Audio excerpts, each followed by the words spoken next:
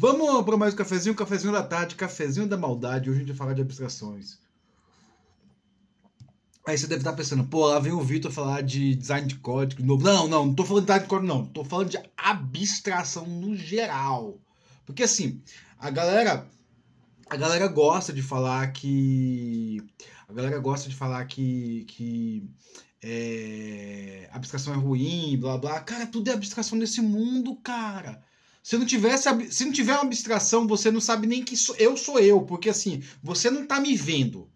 Você tá vendo uma imagem refletida numa tela, que eu sei lá como é que é essa tela, que você acha que é o Vitor, que tá falando de um outro lugar. Então, isso aí não sou eu, isso é um bando de imagem refletido numa tela. Se a abstração são ruim, desliga a TV e vai, sei lá o que fazer, vai sentir o ambiente, né? Mas assim, brincadeiras à parte, né? Eu vou fazer um breve experimento aqui para te mostrar que tudo de software é abstração, né? E eu quero começar por arquitetura de software. A arquitetura de software é um grande exercício filosófico, meio platônico. Então vamos lá, vamos pensar.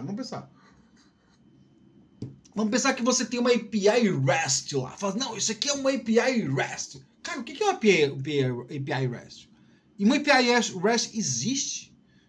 Existe uma API... Para você pensar que existe uma API REST, você tem que ter um conceito de uma API REST.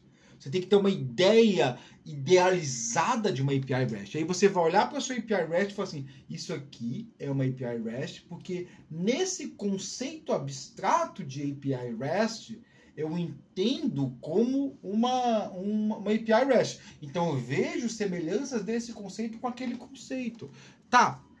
E aí, quando você vai olhar para a API REST, você não está olhando para a sua, você está olhando para aquele conceito. Olha que eu estou olhando para cima, né? Repara nisso, porque isso aqui é o conceito de céu.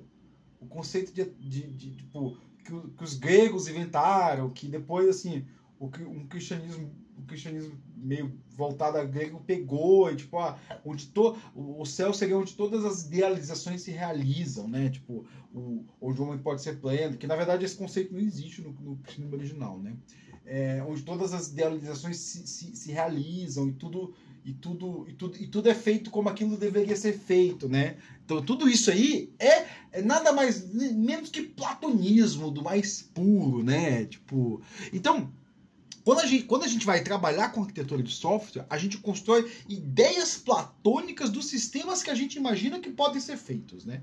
Só que no mundo real, no mundo das coisas que existem, ou sei lá se existem, né? Porque é tudo bit byte, né? É tudo bit byte. Tem uma música do Gilberto Gil que tipo, é tudo bit byte, que não existe, é toda abstração. As coisas do mundo que sei lá, podem chegar a existir, né? Que um software só se realiza quando ele é executado, né? Uma outra tipo de abstração, né? Nas coisas que existem, esse software aqui não é aquele. E você pode misturar.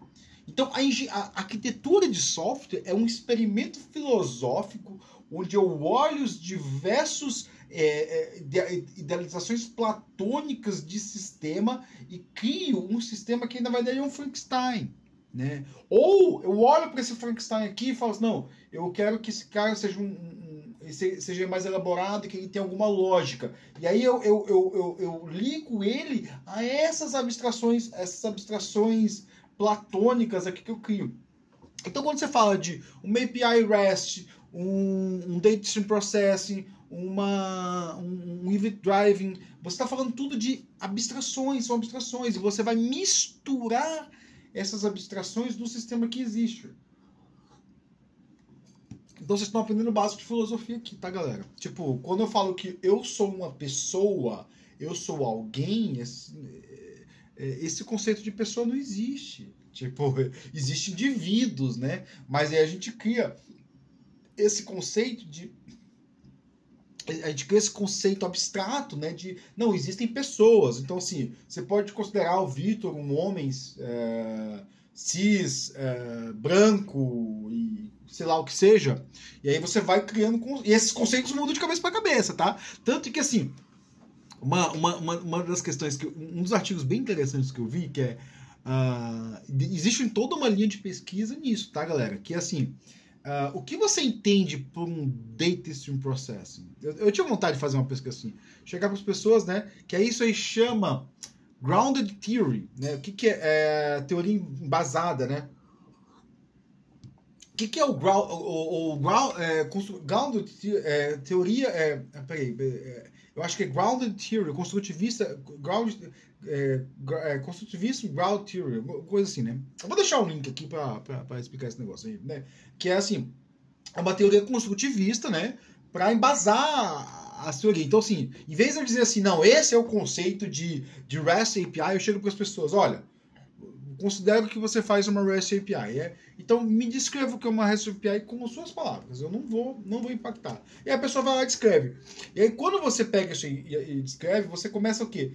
Várias pessoas vão ter opiniões diferentes, né? Eu já fiz esse experimento, né?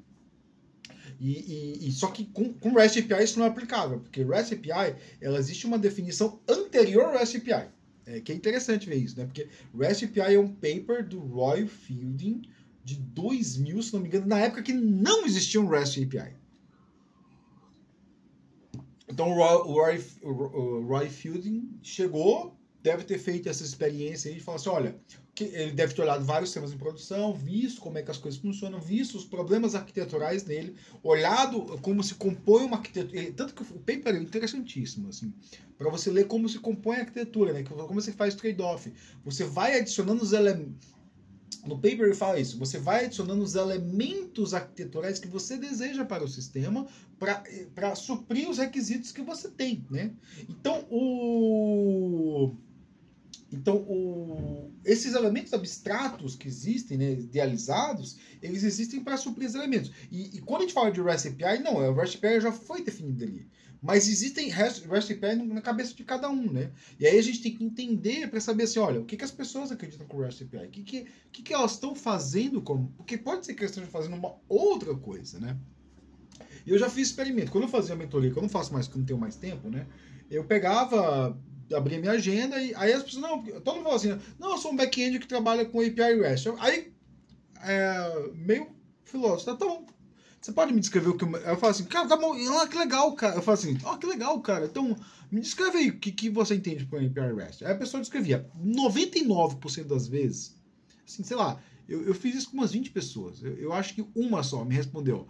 Não, API REST é quando eu tenho a minha requisição estruturada por recursos, e aí o tipo de recurso é definido pelo PF, o Nubank tem uma requisição, então a ação também é definida pelo... E aí a pessoa descreveu bonitinho que é REST API, que tá no meu livro lá, tá? Não vou ficar falando de novo, não. Meu livro foi escrito depois desse experimento, tá? Meu livro é uma resposta a esse experimento, né? Porque assim, as pessoas, eu tentava procurar algum lugar que definia bem, aí eu falo assim, vai ler a dissertação do Field. Só que a dissertação do Field, ele não bota muita coisa da API. A versão do Field, ele só bota lá, tem que ser uma interface uniforme. E aí ele não diz o que é essa interface uniforme. E aí depois chega a conclusão que usar o path para uma interface uniforme é interessante, né? E aí você estrutura o path como uma hierarquia de recursos. A hierarquia de recursos também vai lá na dissertação dele, né? Só que eu não sei se ele fez esses testes, né? Mas eu percebi, porque eu trabalho com web desde antes do REST ser popular, né? E as coisas eram ruins, tá, cara? Era o caos, era o caos, né? É o que eu chamo quando você chega no nível 0, né? O nível caótico, né? Aí quando você estrutura em recurso, que eu tenho um barra user, tudo que for barra user vai estar debaixo desse barra user. Aí eu ponho o ID. Aí quando eu ponho o ID, eu tô dizendo que eu quero esse usuário. Então, isso estruturar assim, dessa forma, é estruturar como um REST. Então, se a sua API faz isso, pode ser que ela... não, mas eu tenho um cara ali que é fora do REST. Cara, tudo bem, é um particular. Aquilo não é um absoluto, né? O absoluto é aquela descrição formalizada ali, né? Mas voltando aqui do Grounded Theory, né? Já que eu tô viajando demais aqui, né? Mas esse aqui, o café me deixou louco na droga, esse cafezinho aqui, né? Mas o Grounded Theory é quando eu faço essas perguntas, eu pergunto pro pessoal, aí eu coleto todas as respostas e vou elaborar o que elas pensam de API REST, o que elas pensam, como é que elas elaboram aquilo. Se eu tenho uma descrição formal primeiro, como a do Fielding, né, do REST, eu vou ter que bater. Mas caso eu não tenha, né, como como foi a que eu vi a que eu vi era uma pesquisa sobre como é que é o nome mesmo? Eu sempre falo, mas esqueci o nome agora que deixa eu achar Schema Evolution. Event Sourcing, era sobre Event Sourcing, né? Então era sobre Event Sourcing, né? O que é Event Sourcing? O que as pessoas definem como Event Sourcing? Que é uma coisa, sei lá, que falam que veio do DDD, mas isso aí é só um padrão que a comunidade DDD criou, né? E aí eu tenho meus cafezinhos de DDD que eu falo assim, ó, tipo, não deixa a comunidade de DDD te contaminar, né? E aí, assim, percebeu-se que várias pessoas tinham definições diferentes de event source, né? Por exemplo, a minha definição de event source não precisa ser, assim, event source. O que é event source? É só quando eu tenho que o meu evento é a fonte primal de informação, né? Então, se meu evento é a fonte primal de informação, aí chegava pessoas e falavam, não, mas event source tem que ser uma coisa fortemente ordenada. Cara, pode ter um distributed event source. Eu até pensei em trabalhar com isso, né? Uma descrição formal disso, só que meu orientador olhou com a cara de tipo, aí eu entendi, isso não é pra cá, né? Realmente não era, isso aí era isso era pra área de engenharia de software, alguma outra coisa, né? Não é pra área de sistema distribuído. Eu tô gostando do que eu tô fazendo, tá interessante, tá avançando bastante, né? Mas essas descrições de software, de arquitetura, elas são descrições idealizadas, né? Então, assim, resumindo meu cafezinho, né?